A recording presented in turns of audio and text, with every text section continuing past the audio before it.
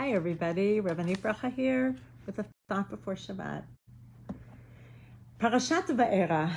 We are continuing the story of the Israelites being in Egypt, being enslaved, and Moshe and Aharon going to Paro, trying to get Paro to let the Israelites out. And in this parasha, we have the first 7 of the 10 plagues. I want to zoom in on a short exchange that is a little bit cryptic, the last pasuk. This is in chapter 6 of Exodus, Shemot, starting with verse 10, pasuk Yud. Vaydaber Hashem el Moshe lemor. God spoke to Moshe saying, Bo daber el Paro melech Mitzrayim. Come, speak to Paro, the king of Egypt, vishalach bnei Israel me'artzo, so that he will send out the Israelites from his land, from Egypt. Vaydaber Moshe lifnei Hashem lemor. Moshe says to God, the Jews, the Israelites, did not listen to me. So how will Paro listen to me? And I am impediment or difficult of speech or stammering. But here's the pasuk I want to focus on. This is verse 13. Vav Yud Gimel. Vaydaber Hashem, and God spoke, El Moshe ve'el Aharon, to Moses and Aaron, his brother. Vayitzavem, and he commanded them, meaning God commanded them, El bnei Israel, towards the children of Israel, ve'el Paro melech Mitzrayim, and towards Pharaoh, the king of Egypt, lahotzi et bnei Israel me'eretz Mitzrayim, to take the children of Israel out of the land of Egypt. So we sometimes read psukim like this and we don't really think about what does it actually mean, because it's written in an unusual fashion.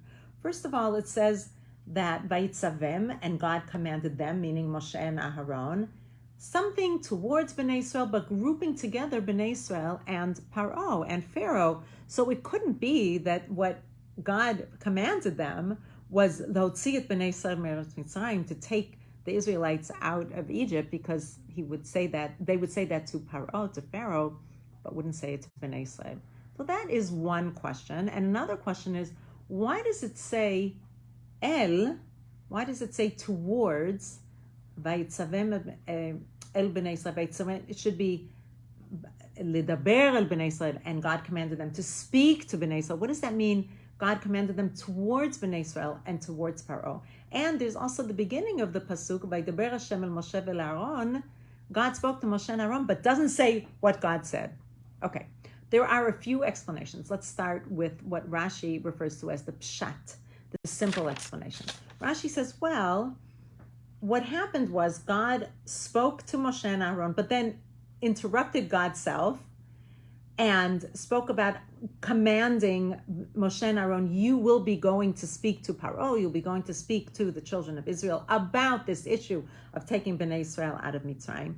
But then the Torah decided to stop and give a list of the lineage, and that starts in verse 14, to give gravitas and weight and support about the lineage of Moshe and Aaron. Who are these people? We don't really know who they are.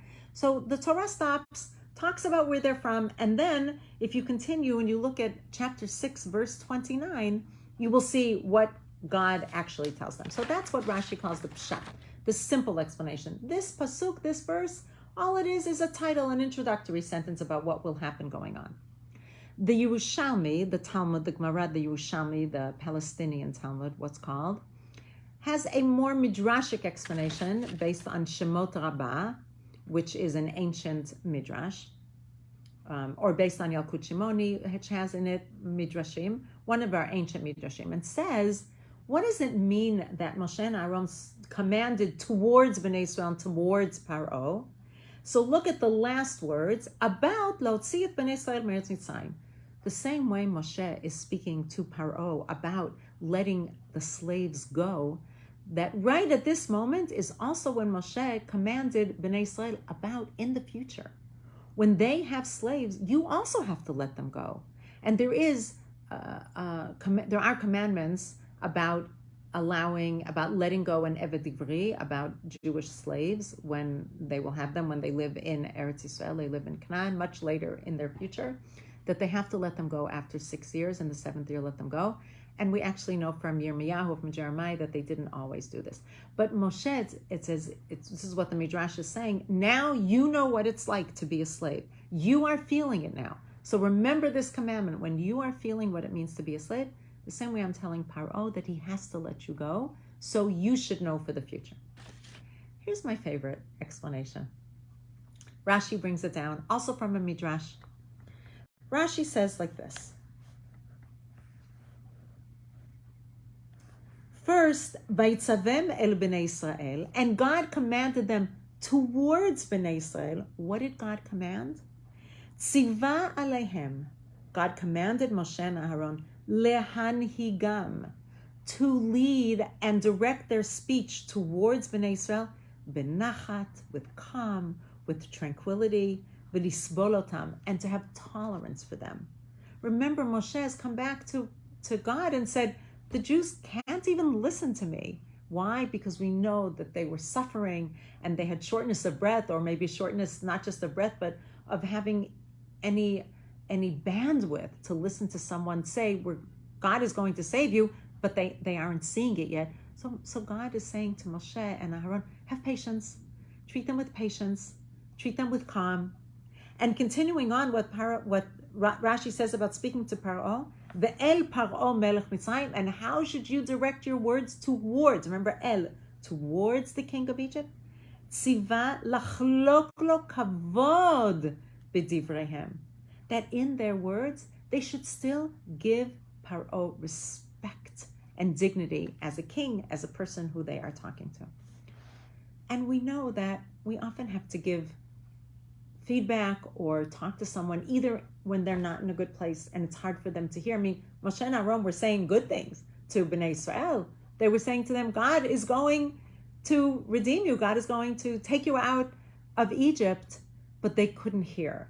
And sometimes we want to tell somebody even what could be good news for them, but they're not in a space where they can hear us. So we need to really be calm and to understand them and have tolerance for them, have patience, have a lot of love. And on the flip side to Paro, when Moshe is giving him harsh news, guess what? You're not the God here. There is a God that's going to take them out of Egypt. And actually, you're going to be punished if you don't do this.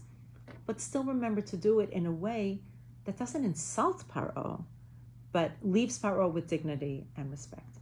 I want to wish us all a Shabbat when we think about these two issues, these two ways of speaking to people that Rashi tells us in just a few words that the Midrash learns from this pasuk, because the wording is so unusual, that God is directing Moshe and Aaron and teaching them how to be better leaders. Can be a better friend, be better parents, be better teachers, be better leaders. And that is thinking thoughtfully about how we speak to people and also thinking about where they are when we are speaking to them. Wishing everybody a Shabbat of patience, of nachat, of tolerance, of speaking calmly with love and empathy and respect and dignity. Shabbat Shalom.